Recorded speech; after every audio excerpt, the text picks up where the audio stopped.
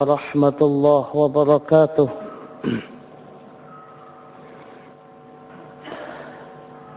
الحمد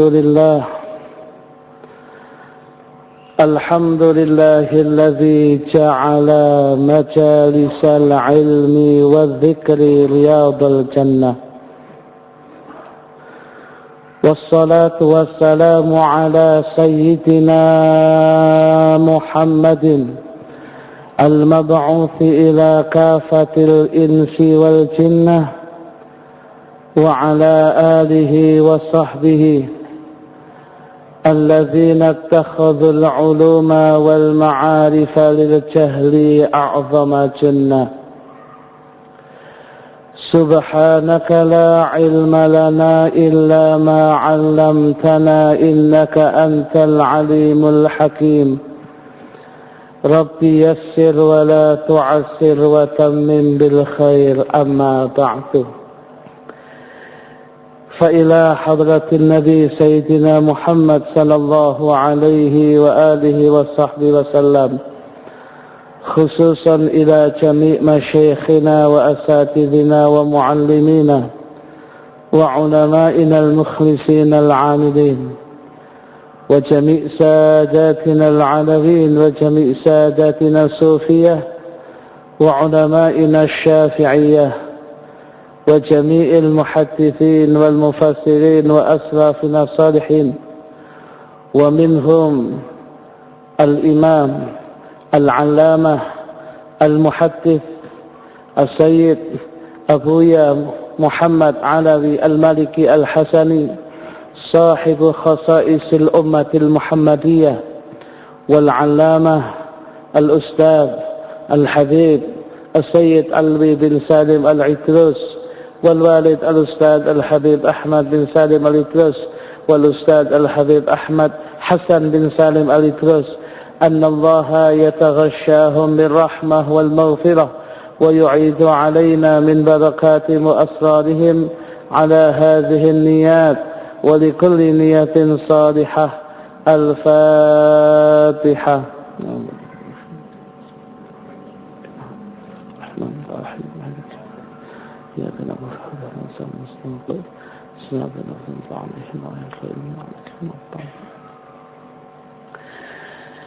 Hadirin hadirat sekalian yang senantiasa dimuliakan oleh Allah Subhanahu wa taala, jamaah Masjid Agung Jamek Kota Malang yang dimuliakan oleh Allah, juga tak terlupakan kepada segenap pendengar dan sahabat-sahabat Madinah FM 99,8 yang senantiasa dimuliakan oleh Allah dimanapun saja berada.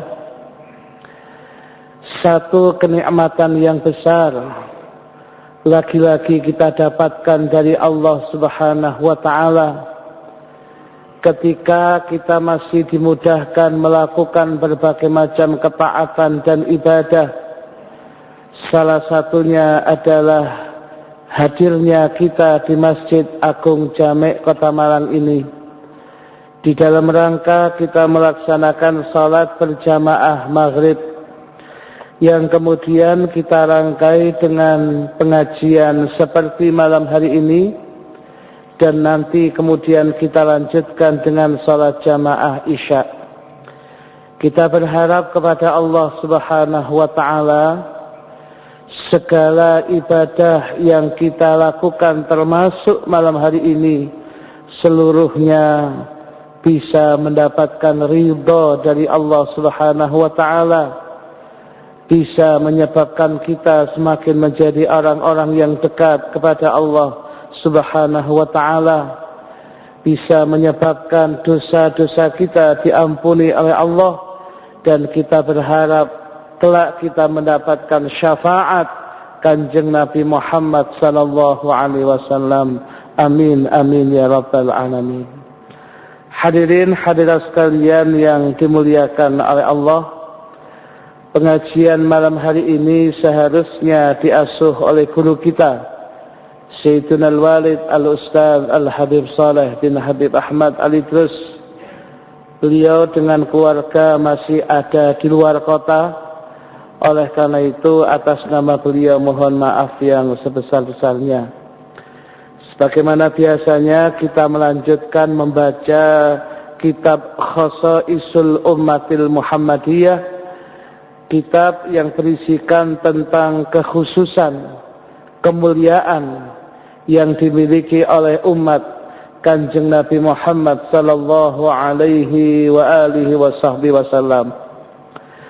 Malam hari ini bacaan kita lanjutkan, judulnya adalah Fadlul Julusi fil Musalla ba'da salati subhi wal asri. Keutamaan duduk di tempat salat kita, keutamaan duduk di tempat kita melaksanakan salat setelah kita melaksanakan salat asar dan setelah kita melaksanakan salat subuh dan salat asar. Pada dua pembahasan yang lalu sudah kita bahas berkaitan dengan barang siapa yang melaksanakan salat subuh berjamaah, kemudian dia duduk berzikir kepada Allah sampai kemudian terbitnya matahari. Sekira matahari naik kurang lebih 1 tombak, 16 menit setelah terbitnya matahari, kemudian kita melaksanakan salat 2 rakaat.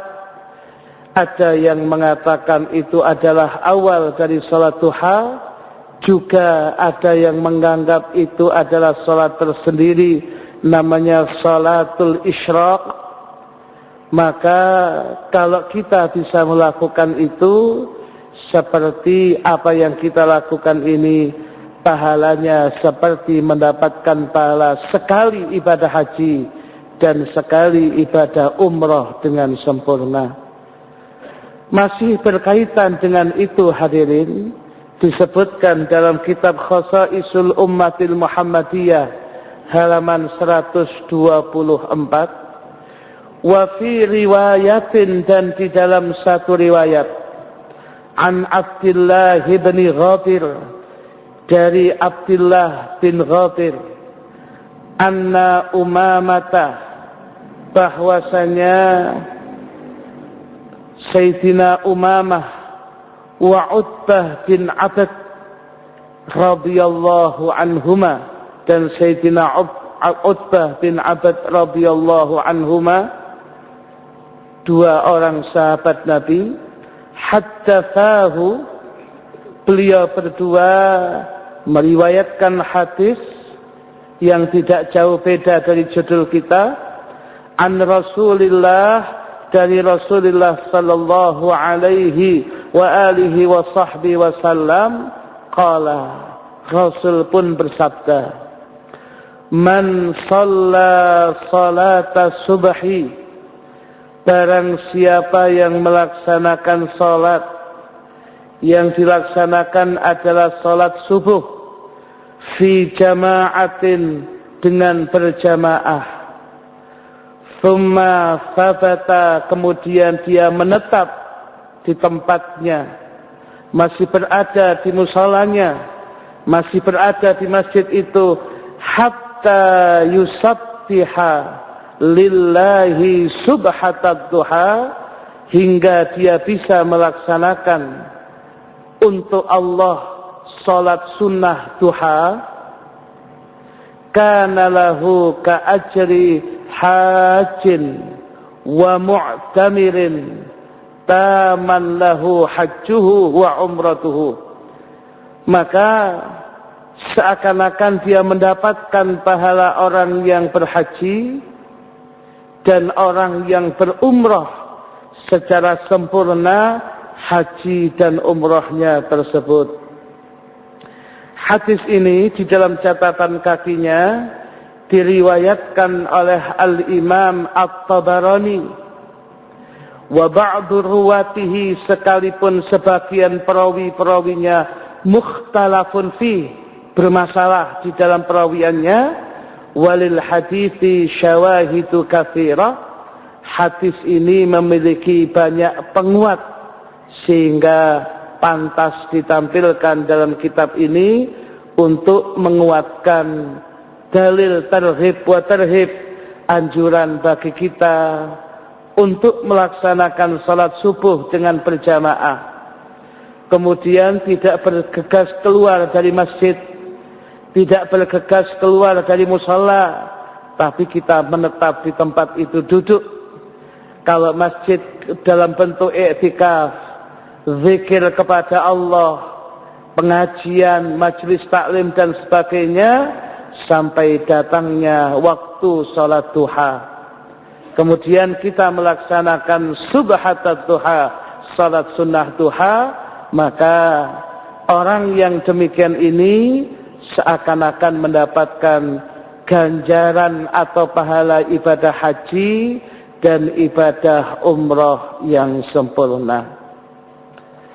Nah, kemudian kalau ditanyakan, loh ini yang dimaksud salat duha atau salat isyraq? Saya katakan lagi, dua pendapat memang sudah kita sampaikan. Ada yang mengatakan salat isyraq itu tidak ada, berarti salat isyraq itu awal dari salat duha. Bagi yang mengatakan ada salat isyraq, inilah yang dimaksud dengan salat sunnah duha itu, ya mengawalinya dengan isyraq itu. Tetapi hal yang semacam ini tidak perlu diperdebatkan panjang lebar hadirin. Sing penting niku nglakoni ya apa enggak, ngoten lho hadirin. Sing penting niku hadirin. Ya, yang terpenting begitu kita berada di awal daripada awal daripada kita melaksanakan salat duha itu, apakah kita niati salatul isyraq atau sudah langsung kita niati salat duha, Anda masuk di dalam kategori hadis yang kita bacakan tadi. Dilanjut di dalam halaman 125, wa min dzalika, sebagian daripada keutamaan umat Kanjeng Nabi Muhammad sallallahu alaihi wasallam berkaitan dengan duduk setelah melaksanakan salat subuh dan asar, anna man jalasa, bahwasanya siapapun saja yang duduk hadirin, min ba'di salati subhi, dari setelah dia melaksanakan salat subuh, hatta tatlu'a syamsu, hingga terbitnya matahari, yanalu minas sawati, dia bakal mendapatkan bagian dari pahala, ma la yakhturu, dengan bentuk pahala ma la yakhturu, yang tidak terlintas, bibalihi ay fi qalbihi, yang tidak terlintas di dalam hatinya. Fahuwa, yaitu ka'annahu, seakan-akan dia a'taqa, membebaskan, memerdekakan, arba'a riqabin, 4 budak. Kata-kata riqab jamak taksir dari ungkapan raqabah, jamak taksirnya riqab. Arba'a riqabin, 4 budak. Wa ka'annahu, dan seakan-akan dia ini anfaqa, menginfakkan, membelanjakan hartanya fi sabilillah, di jalan Allah, 12.000, sebanyak 12.000. Nah, dalam hadis nanti memang disebutkan 12.000 begitu aja. Apakah bentuk dinar atau dirham, wallahu a'lam. Tetapi kita anggap menggambarkan saking besarnya pahala yang didapatkan hadirin. Artinya hadirin hadirat sekalian yang dimuliakan oleh Allah, kalau pada ungkapan kemuliaan tentang duduk setelah salat subuh dan salat asar itu yang lalu kita bahas tentang sholat sunnahnya, sholat jamaah subuhnya, duduk zikir kepada Allah, kemudian sholat isyraq atau awal duha. Sekarang yang dibahas sekedar duduknya. Jadi duduk itu setelah subuh nilainya luar biasa. Duduk setelah asar nilainya luar biasa. Duduk setelah subuh nilainya luar biasa. Hanya saja tidak banyak orang yang kuat memang hadirin. Ya, yang demikian itu. Tapi fadilahnya memang besar. Fadilah yang besar itu memang jarang diketahui kecuali orang-orang yang mau tekun untuk mengaji kados ngeten niki. Nah, duduk saja setelah salat subuh, tentunya dengan dia berzikir, tentunya dia dengan i'tikaf di masjid atau dengan mendengarkan pengajian, dia bakal mendapatkan pahala yang sangat besar yang tidak terlintas di dalam hatinya. Yang pahala itu bentuknya, kata Abuya Sayyid Muhammad Alawi Al-Maliki, seakan-akan pahalanya orang memerdekakan 4 budak. Padahal memerdekakan 1 budak, fakku raqabah, membebaskan 1 budak, ditanggung dia dibebaskan dari panasnya api neraka. Lah ini 4 adanya.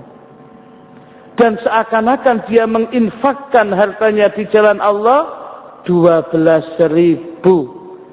Apakah dinar atau dirham? Yang penting banyak itu hadirin. An Anasin radhiyallahu anhu, lebih jelasnya hadisnya berasal dari sahabat Anas bin Malik radhiyallahu anhu. Qala, dia mengatakan, qala Rasulullah, telah bersabda Rasulullah sallallahu alaihi wasallam. Rasul mengawali ungkapannya dengan lam takkid, sungguh, la'an aq'uda, sungguh saya duduk ma'a qaumin, bersama kaum, bersama jamaah, yadhkurunallaha ta'ala, yang mereka dengan saya sama-sama berzikir kepada Allah Ta'ala, min ba'di salatil ghadati, dari setelah salat pagi atau salat subuh, hatta tatlu asyamsu, hingga terbitnya matahari, ahabbu ilayya, lebih aku sukai, lebih aku senangi, min an u'tiqa, daripada aku membebaskan, daripada aku memerdekakan, arba'atan min waladi Ismail, 4 budak dari keturunan zuriyah anak cucunya Nabiullah Ismail. Ini dulu kita bahas hadirin. Hadirin, hadirat sekalian yang dimuliakan oleh Allah, ungkapannya adalah Nabi menandaskan, sungguh saya duduk berzikir bersama jamaah. Berarti zikir jamaah itu ada, hadirin. Setelah sholat, zikir ada, berarti itu. Sungguh saya duduk bersama kaum, bersama jamaah, yang mereka sama-sama berzikir kepada Allah, dari setelah mereka melaksanakan salat subuh, tentunya berjamaah, sampai kemudian terbitnya matahari. Itu lebih aku sukai, lebih aku senangi, daripada aku memiliki kemampuan membebaskan, memperdekakan 4 budak dari kalangan Nabiullah Ismail, anak cucu keturunan Nabiullah Ismail. Subhanallah, luar biasa.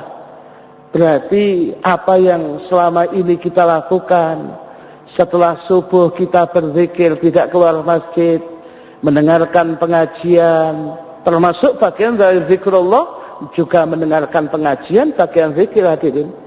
Nah, dia ikut pengajian, dia duduk sampai kemudian terbitnya matahari, itu lebih utama hadirin. Dari orang itu memiliki kemampuan membebaskan 4 budak dari keturunan Nabiullah Ismail. Diterangkan lebih lanjut hadirin hadirat sekalian yang dimuliakan oleh Allah, di dalam kitab Faidul Qadir Syarah Al-Jami' As-Shaghir, juz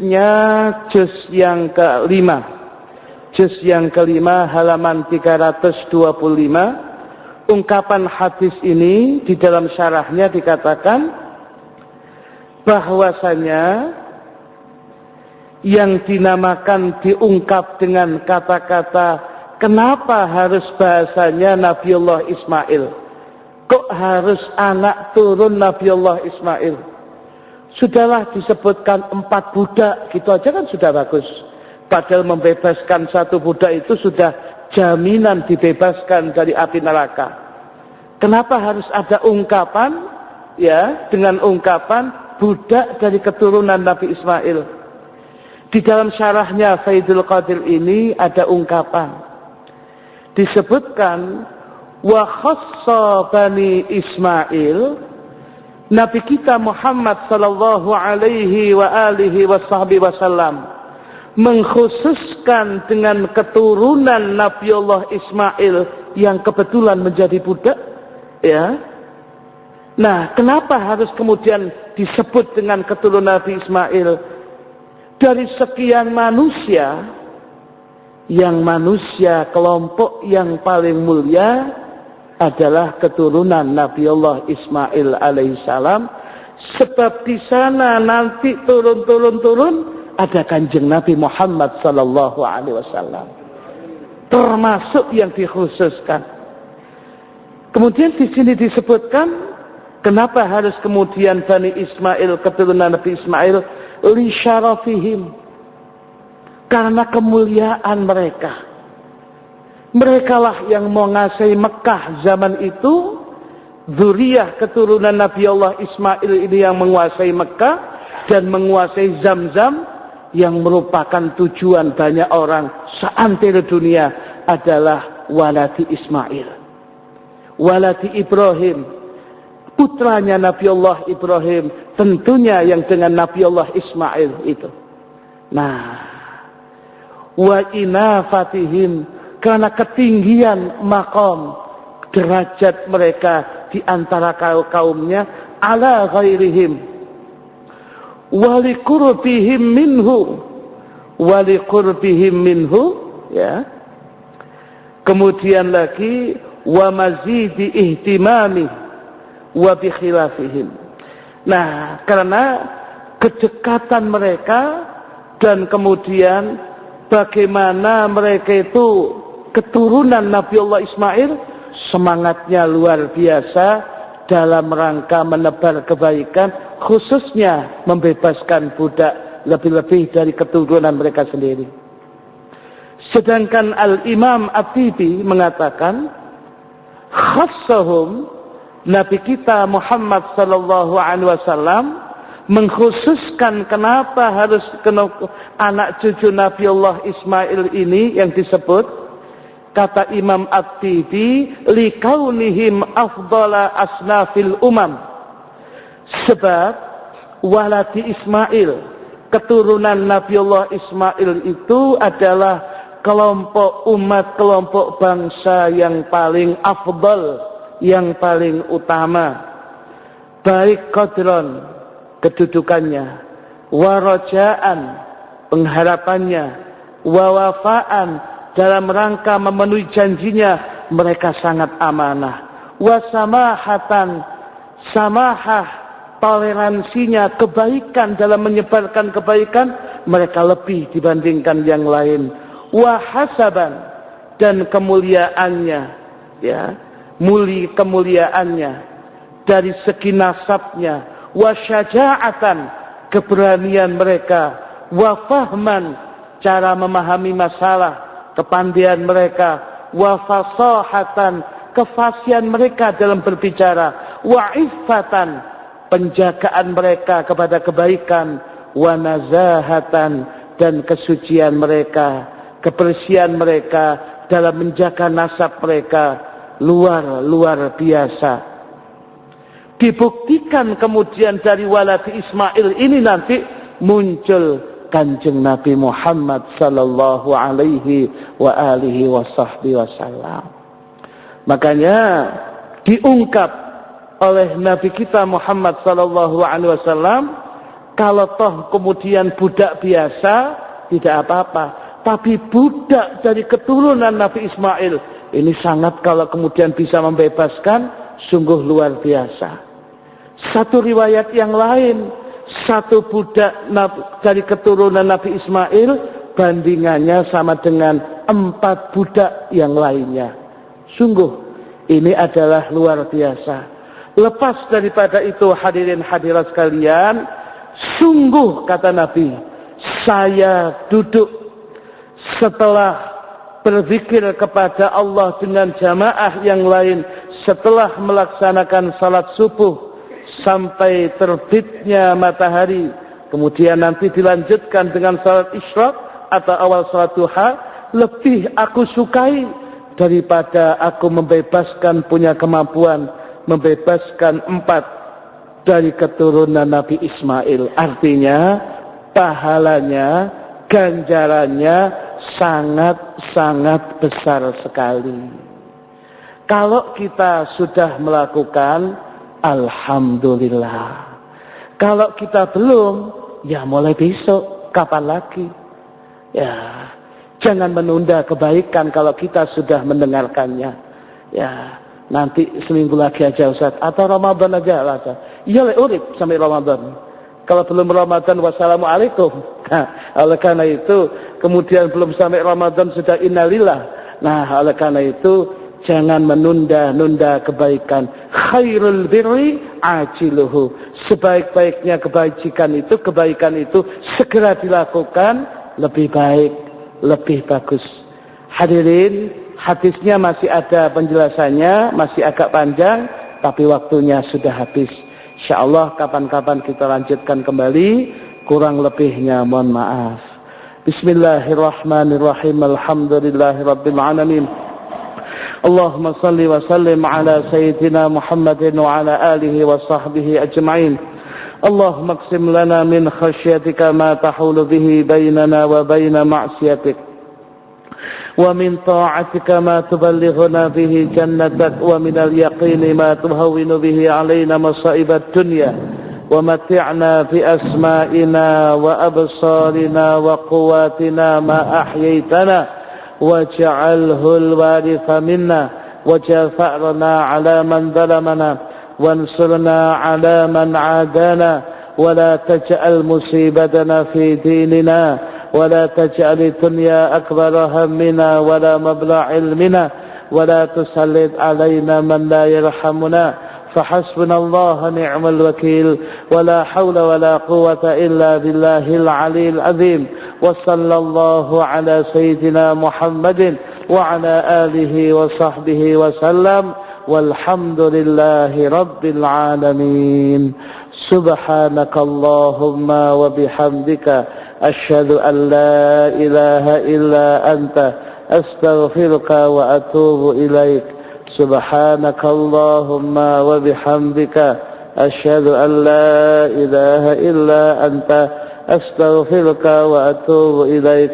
سبحانك اللهم وبحمدك أشهد أن لا إله إلا أنت أستغفرك وأتوب إليك. بسم الله الرحمن الرحيم. والعصر إن الإنسان لفي خسر إلا